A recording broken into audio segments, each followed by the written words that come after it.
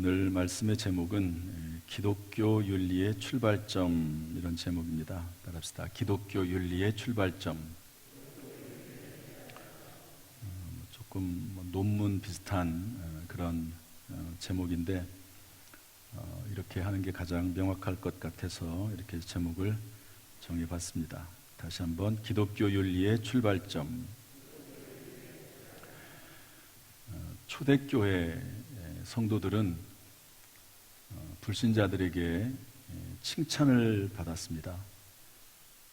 그래서 불신자들이 예수 믿는다고 하면 다 존경을 하고 따랐죠.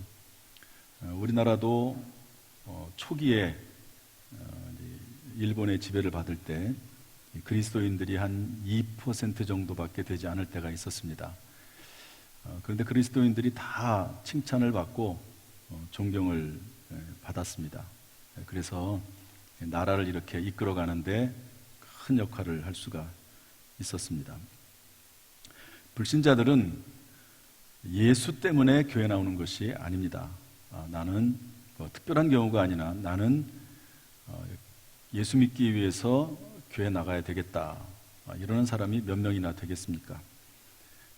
예수 믿는 사람들, 신자들 보고 그 신자들의 전도로 교회에 나오게 되어 있지요.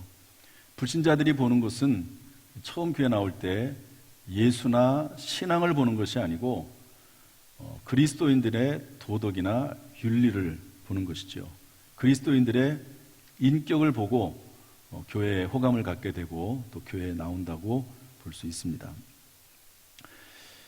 그런데 어떤 사람이 이제 친구에게 전도하는 거죠. 야, 우리 교회에 한번 가보자 그랬거든요. 그랬더니 그 친구가 하는 말이 너나 잘 믿어라. 야, 그럴 수 있죠. 너 봐서는 내가 교회 갈 마음이 없다, 그럴 수 있습니다. 그러면 그분은 오히려 그분 때문에 전도가 막히는 그런 경우도 있는 것이죠. 따라서 기독교 윤리는 상당히 중요합니다. 예수 믿어 구원받는 파트가 있고, 그 다음에 구원받은 사람들이 어떻게 삶을 사느냐 하는 또 다른 중요한 파트가 있습니다. 지금은 후반기 홍해도와 20일 작정 특별 새벽 기도를 하고 있습니다. 로마서 강해를 하죠. 이제 3주가 마치고 한 주간 남았습니다. 로마서의 큰 주제는 딱 두 가지입니다. 반으로 딱 나눠지죠. 앞에 인사말, 뒤에 마무리하는 거 빼면 그 가운데 본론은 두 가지입니다. 구원, 그리고 구원 그 이후. 따라합시다. 구원 그 이후. 구원은 하나님 앞에서 믿음으로 말미암아 의롭다 하심을 받는다 하는 내용을 11장까지 아주 자세하게 사도 바울이 기록을 했고요. 구원 이후의 삶은 로마서 12장부터 시작을 하는데, 처음에는 개인 생활의 대원칙, 그 다음에 교회 생활의 대원칙, 또 사회 생활의 대원칙, 국가에 관한 대원칙, 이렇게 해서 점층적으로 말씀을 했습니다. 구원 그 이후의 삶은 기독교인의 윤리, 도덕, 가치관, 세계관을 다루는 그런 문제이지요. 지금 우리는 특별 새벽기도를 통해서 이러한 것들을 배우고 깨달아하는 시간을 갖고 있는데, 꼭 기억해야 될 사항이 있습니다.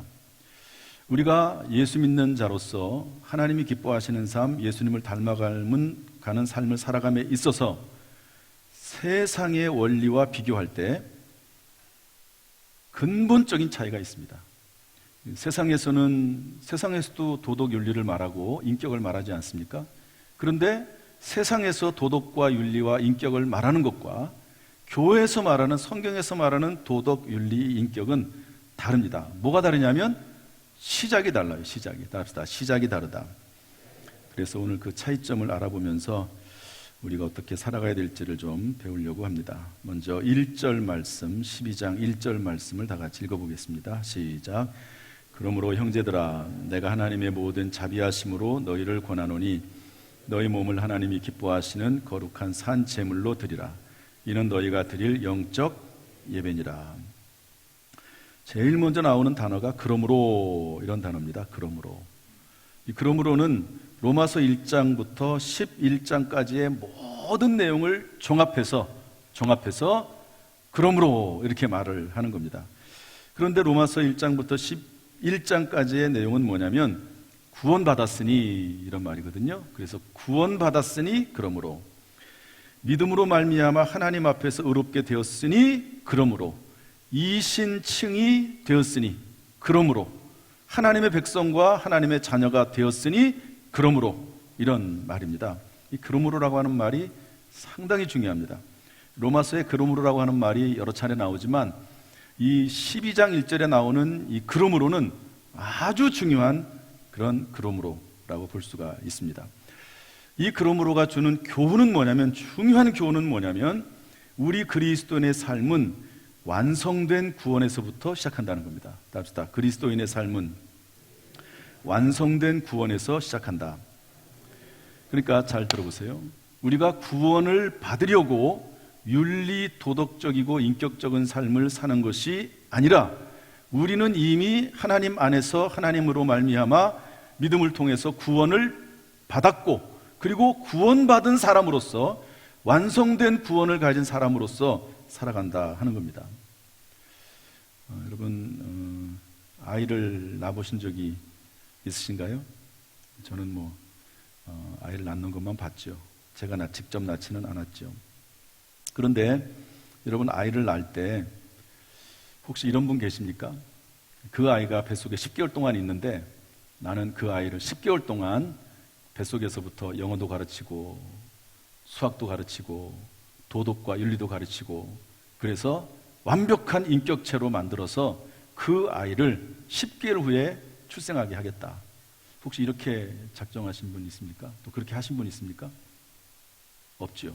한 명도 없습니다.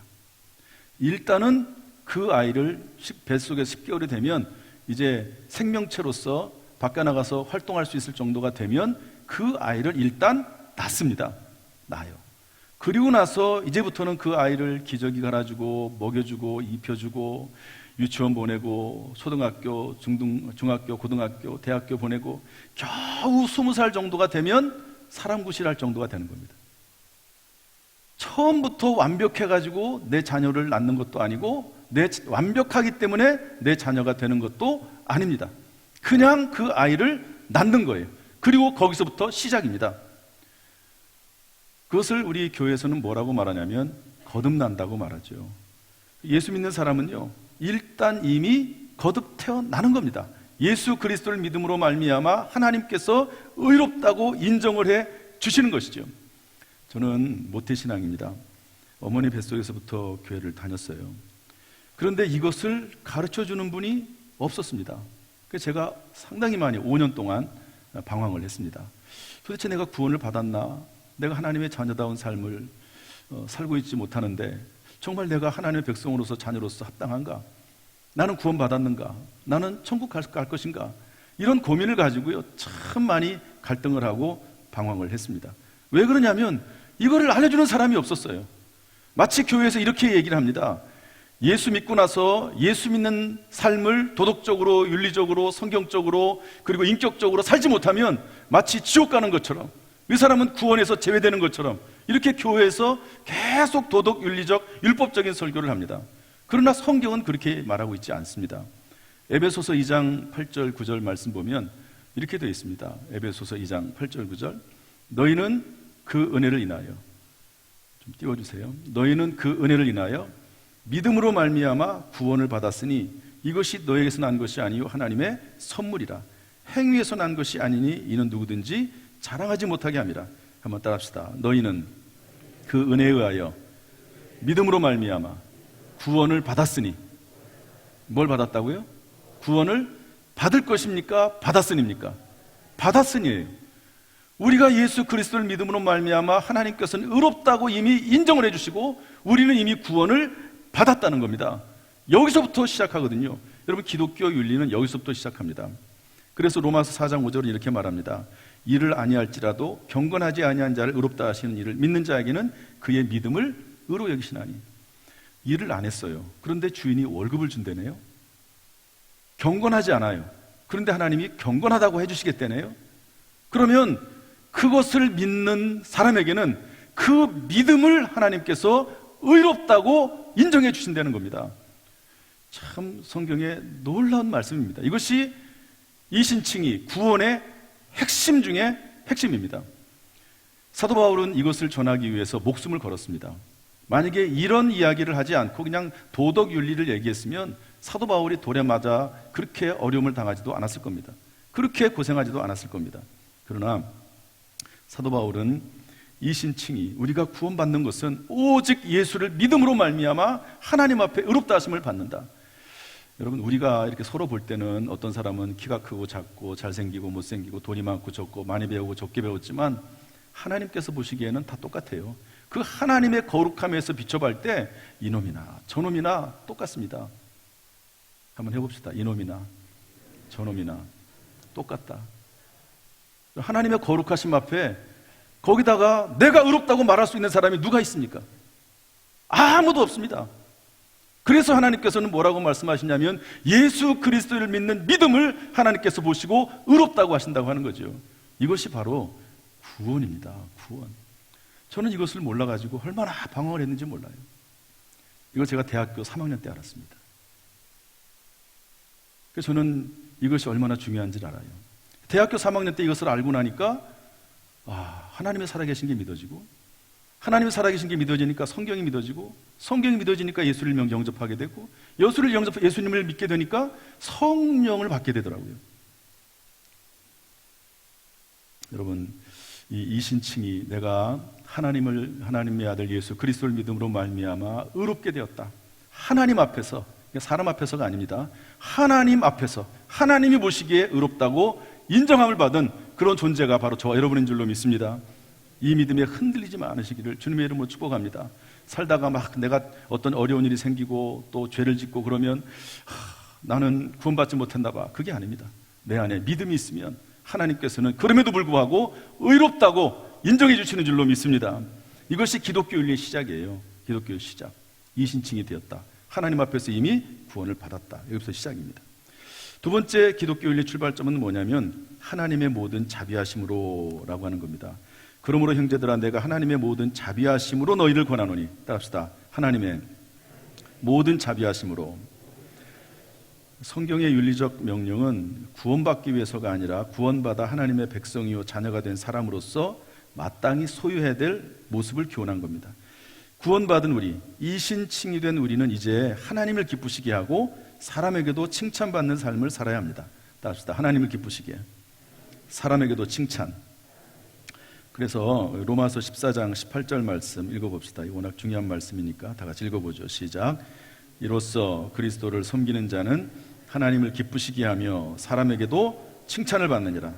다시 한번 따라합시다. 하나님을 기쁘시게, 사람에게도 칭찬. 그런데 문제는 절 보세요.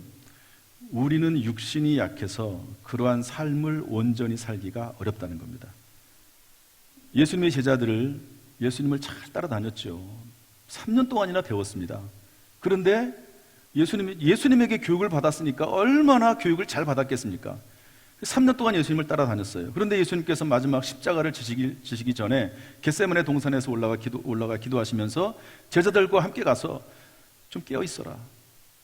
내가 너무 마음이 아파서 십자가를 지기 전에 괴롭고 힘든데 좀 깨어 있어라.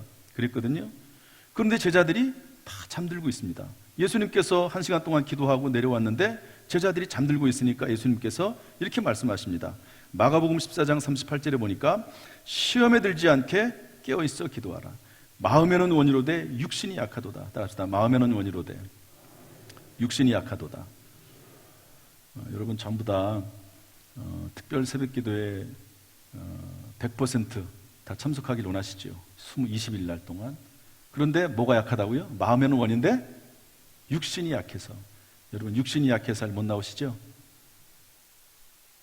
사도 바울, 심지어 그 위대한 사도 바울조차도 뭐라고 말합니까? 로마서 7장 24절에 보니까 오호라 나는 곤고한 사람이로다. 이 사망의 몸에서 누가 나를 건져내랴. 따라합시다. 나는 곤고한 사람이다. 이 사망의 몸에서 누가 나를 건져내랴. 사망의 몸에서 우리가 하나님의 말씀이 뭔지도 알고 그렇게 살아야 된다는 것도 아는데 그렇게 살 수 있는 능력이 없는 거예요. 이때 우리 하나님의 자녀는 다시 하나님의 자비하심 앞에 무릎을 꿇고 죄사함 받고 새 힘을 얻어 다시 시작하는 겁니다. 그게 바로 하나님의 모든 자비하심으로 너희를 권한다는 말씀입니다. 만약에 이 말씀이요 이렇게 되지 않고 내가 하나님의 모든 어미함으로 너희를 권하노니 이렇게 써 있다면요, 이거는 무서운 말씀이 됩니다. 내가 지금부터 예수 믿는 너희들에게 말하는데 이런 삶을 살아야 돼. 이런 삶을 살지 않으면 너희들은 지옥 가. 너희들은 죽어. 하나님의 공의 앞에, 하나님의 어미하심 앞에 너희들은 지옥 갈 수밖에 없어.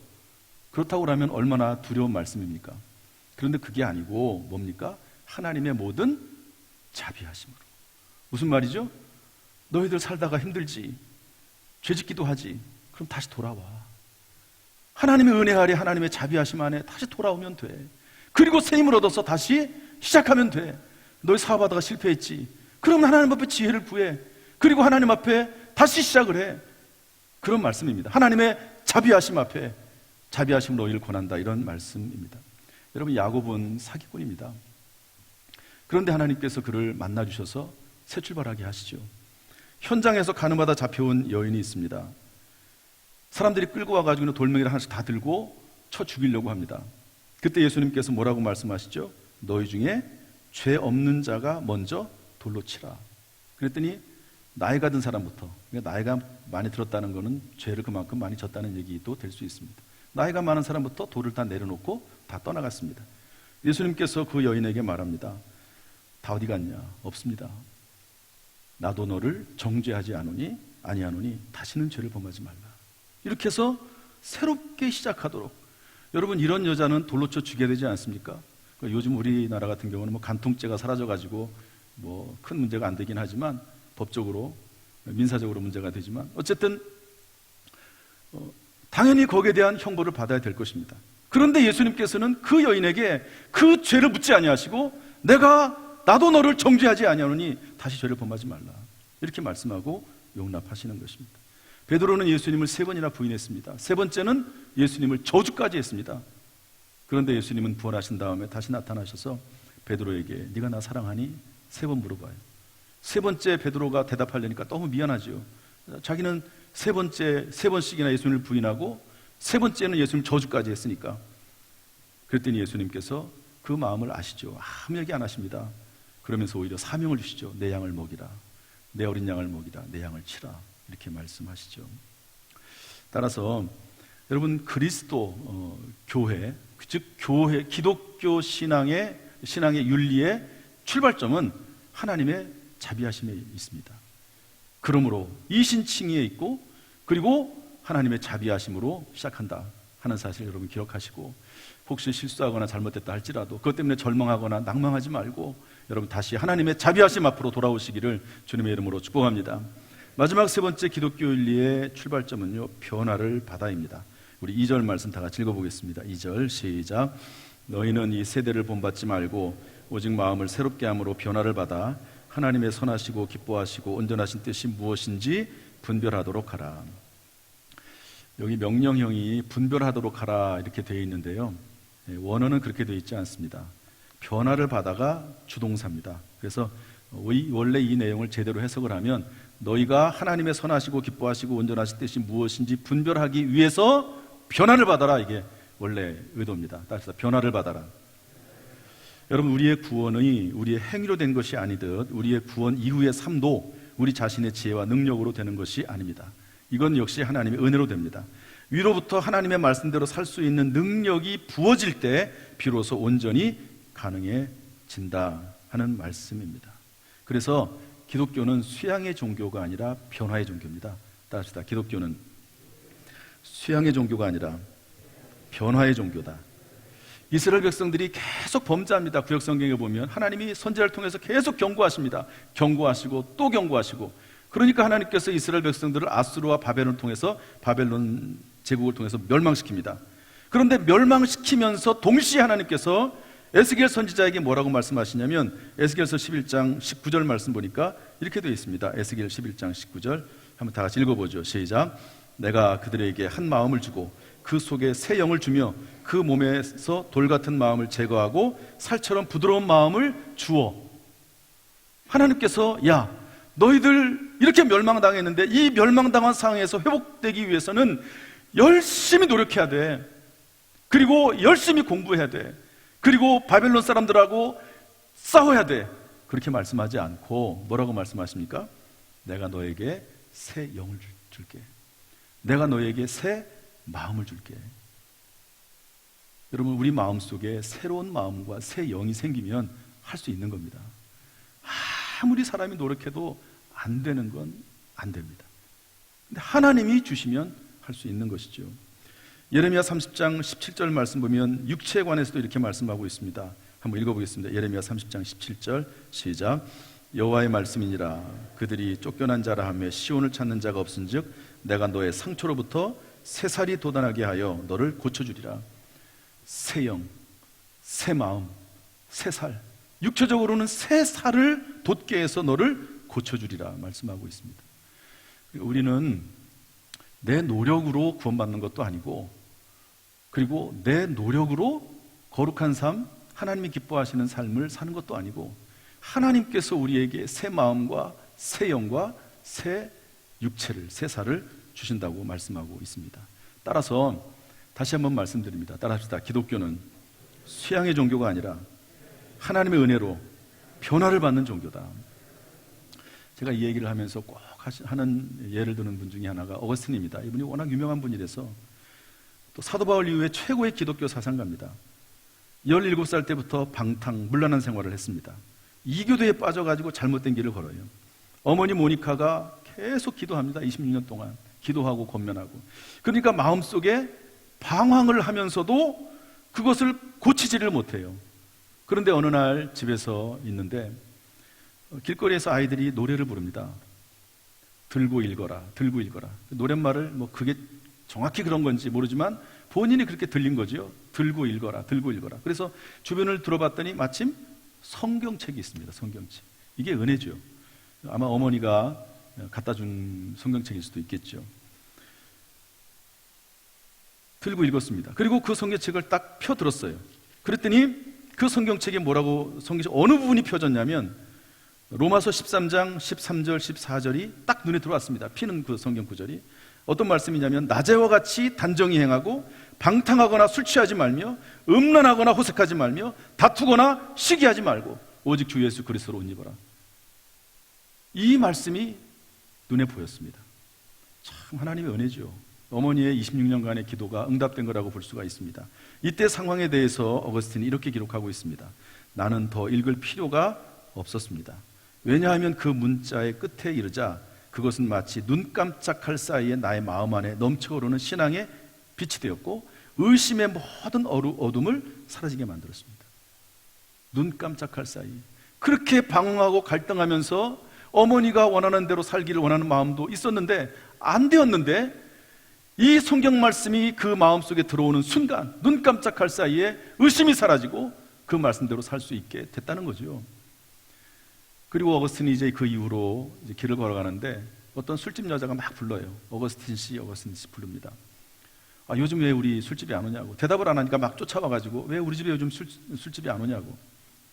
그랬더니 어거스틴이 뭐라고 말을 했냐. 나는 이전에 어거스틴이 아닙니다. 변화가 된 거죠. 이제 술집에 가고 싶은 마음도 없고 그리고 술집에 가지도 않고 이런 문란한 생활을 끊었는데 여러분 이것이 자신의 노력으로는 안 된다는 거예요. 안 됐습니다. 여러분 사람의 의지도 물론 훌륭합니다. 하나님께서 의지를 주셨기 때문에 우리의 의지를 동원을 해야 되죠. 그러나 그 사람 속에 있는 쓴뿌리, 고질적인 거, 악한 습관 이런 것들은요 안 돼요. 안 됩니다. 그것은 하나님께서 새 영을 부어주시고 새 마음을 주시고 새 살이 돋게 하셔야지만이 되는 그런 부분입니다. 그래서 우리는 하나님 앞에 기도하고 간구하는 것이죠. 여러분 기독교는 변화의 종교입니다. 저와 여러분은 이미 변화를 받아서 예수 그리스도를 믿어 하나님의 자녀가 됐고 의롭다 인정하심을 받은 줄로 믿습니다. 이제 우리의 삶도 마찬가지입니다. 삶도 하나님께서 새 영과 새 마음과 새 살을 주시는 거죠. 여러분 이러한 은혜가 저와 여러분 가운데 있기를 주님의 이름으로 축복합니다. 이제 우리 교회 어떤 장로님 이야기하고 마치겠습니다. 이분은 제가 이름을 밝힐 수는 없고요. 이분은 경찰 출신입니다. 재정위원장을 하고 계시고요. 조금 노골적으로 말하면 오늘 기도하신 분이십니다. 성경 봉독하신 분이십니다. 이분이 교통사고 난 남자 권사님, 연세가 많으신 분인데 그분을 잘 돕고 있습니다.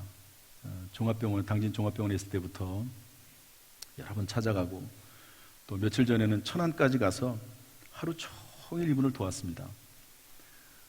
교육자들이 좀 있었으면 좋았을 텐데 마침 교육자들이 없어서 혼자 운전하고 왜냐하면 아무래도 뭐 서류 같은 거 띄고 뭐 하려고 그러면 둘이 있으면 훨씬 편하잖아요. 근데 혼자 다녀오셨습니다. 요즘은 손해사정이라는 게 있어요. 손해사정인. 그래가지고 이런 교통사고 나면 옆에 누가 이렇게 한 사람 법적으로 도와주는 분이 있는 거죠. 그래가지고 최대한도로 보험금을 많이 받도록 하고 또 그리고 합의금도 많이 받을 수 있도록 하는 그런 손해사정인이 있습니다. 이렇게 도와주고 나서는 뭐 한 5%, 10% 이렇게 그 수입료를 받게 되는 거죠. 그분도 이렇게 소개시켜주고 많은 서류들이 있는데요. 그 서류 하나하나 여러분 서류를 떠보셨으면 알지만 얼마나 힘듭니까? 시간도 많이 걸리고 복잡하기도 하고 더구나 대리로 하면 더 힘들지 않아요? 그런 일들을 다 했습니다. 오후 집에 늦게 돌아오면서 저에게 전화를 했더라고요. 장로님이 저에게 이런저런 이야기들을 잘 하십니다. 보고를 꼬박꼬박 자세하게 얘기하세요. 물론 저도 선임 장로님이니까 교회의 중요한 일은 다 얘기를 합니다. 다 얘기를 하고 서로 소통을 하죠. 저에게 이런 쭉 이야기를 하는 걸 들으면서 너무너무 감사한 거예요. 야, 이렇게 교회의 어려운 사람들을 돕는 장로님이 계시구나. 참 존경스럽다 이런 마음을 가졌습니다. 그리고 나서 이제 그 다음 날 새벽 기도회 끝나고 이제 새벽 기도 설교하고 나서 예배 축도하고 나서는 제가 이 앞에서 한 10분에서 한 20분 정도 함께 통성 기도를 같이 하잖아요. 그리고 나서 이제 저는 이 마이크를 쓱 끼고 저기서 기도하기가 불편해서 이걸 벗으러 제 담임 목사실에 갔다가 다시 일로 돌아와서 기도합니다. 그런데 담임 목사실에서 딱 나오는데 그 장로님의 어머니가 마침 나오시면서 딱 부딪혔어요. 참 그것도 우연한 우연이지만 그래서 제가 그 어머니에게 장로님 어머니에게 그 장로님 이야기를 하면서 참 그 장로님이 수고가 많으셨다고 얼마나 감사하고 고마운지 모르겠다고 그랬더니 그 권사님이 뭐라고 말하냐면 그 아들이 너무 불쌍하다는 거예요. 왜 불쌍하냐? 그날 이제 천안에서 돌아왔는데 눈이 쑥 들어갔대요. 원래도 눈이 들어갔는데 눈이 더 쑥 들어갔대요. 그리고 밥을 차려줬는데 밥을 두 그릇을 먹더래요. 그분은 밥을 많이 드신 분이 아니고요. 그리고 오랫동안 밥을 잘 오랫동안 씹으면서 아주 소화를 잘 시키고 어쨌든 많이 드시잖아요. 그런데 그날은 밥을 두 그릇을 드시더래요. 그래서 너무 안쓰럽고 불쌍했다 그런 얘기를 하시더라고요. 저는 이제 그 얘기를 들으니까 더욱 감사하고 존경스러운 마음이 들더라고요. 교인들의 어려움을 자신의 일처럼 돌보는 거죠. 이분이 경찰 퇴직하고 나서 충분히 직장을 얻을 수 있음에도 불구하고 또 실제로 어디에서 뭐 얼마를 줄 테니까 꽤 많은 액수를 줄 테니까 와서 일을 하라. 그럼에도 불구하고 그것을 거절했습니다. 그리고 교회에 열심을 내요. 물론 이분은 평생 연금이 나옵니다. 그렇지만 여러분 평생 연금이 나와도 젊을 때 조금이라도 젊을 때 일할 수 있을 때 돈을 얼마라도 벌면 더 좋지 않겠습니까? 그게 사람의 욕심 아닙니까? 그런데 그거 포기하고 거의 일주일 하루도 빠짐없이 교회 나와서 봉사하고 섬기고 굳은 일을 합니다. 얼마나 감사합니까? 제가 그 모습을 보면서 얼마나 마음에 감동이 되고 고마운지요.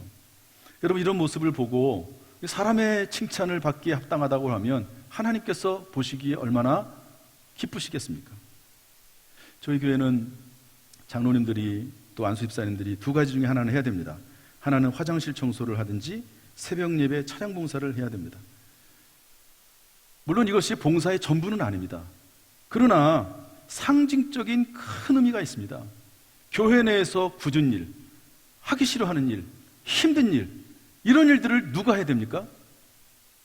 교회는 세상과 달라요. 교회는 중직자들이 이런 어려운 일들을 하는 것입니다. 그래서 여러분 안수 집사님들, 장로님들 어떻게 보면 다른 교회에서는 오히려 목에다 힘주고 마치 무슨 세상에서 큰 어떤 직분이나 권세를 얻은 것처럼 그렇게 행사할 수도 있잖아요. 그런데 우리 교회 장로님들, 안수 집사님들 그렇게 하지 않습니다. 화장실 청소 누가 합니까? 장로 직분을 받고 나서 새벽 차량 운행 누가 하겠습니까? 그런 일들을 감당을 하는 겁니다. 교회의 일꾼은요, 헌신하고 낮아지는 겁니다. 세상에서는 사장들이 월급을 주니까 권세를 부릴 수 있지만, 세상에서는 직분이 높은 사람들이 오히려 더 힘을 내고 큰 소리도 칠 수 있지만, 교회의 권위는, 교회 리더십은 섬기고 봉사하는 데 있다 하는 것입니다. 저는 그래서 우리 교회 장로님들, 안수집사님들 너무 존경스럽게 생각을 하고 정말 귀하게 생각을 합니다. 사랑하는 성도 여러분, 저와 여러분은 예수 그리스도를 믿어서 의롭게 된 하나님의 자녀인 줄로 믿습니다. 이제 하나님의 자녀다운 삶을 살아나가는데 실수하더라도 끊임없이 하나님의 자비하심으로 돌아오십시오. 그리고 새 영과 새 마음과 또 그리고 새로운 살을 우리에게 하나님이 주셔서 영과 혼과 육이 늘 새롭게 되는 그런 은혜가 있기를 주님의 이름으로 축복합니다. 그래서 하나님을 기쁘시게 하고 사람에게도 칭찬받는 복된 우리의 모든 성도가 되기를 주님의 이름으로 축원합니다.